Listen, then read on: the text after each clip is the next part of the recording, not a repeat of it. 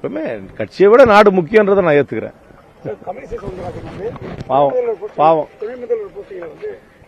தமிழிசை சவுந்தரராஜன் அவர்களுக்கு மீண்டும் ஆளுநர் பதவி கிடைக்கவில்லை என்ற செய்தியை கண்டு அதிர்ச்சி அடைந்தேன்.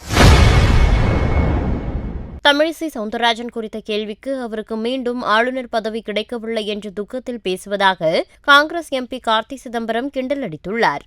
சௌரியமாக தெலுங்கானாவிலே ஹைதராபாத்தில் இருந்தவர்களை கொண்டு வந்து இங்கு அண்ணாமலையுடைய சித்து விளையாட்டால் பலிகடா ஆக்கப்பட்டார்கள். இன்றைக்கு மீண்டும் ஆளுநர்களை நியமித்திருக்கிறார்கள்.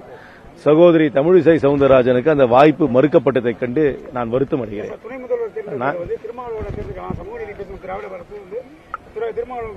யாரை அமைச்சராக்க வேண்டும், யாருக்கு பதவி உயர்வு தர வேண்டும், யாரை நீக்க வேண்டும் என்பது ஒரு முதலமைச்சருடைய முழு உரிமை.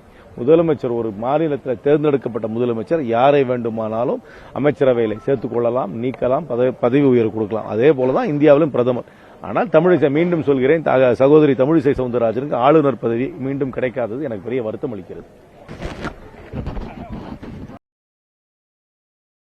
செய்திகளை உள்ளது உள்ளபடி தெரிந்து கொள்ள ரெஃப்ளெக்ட் நியூஸை சப்ஸ்கிரைப் பண்ணுங்க.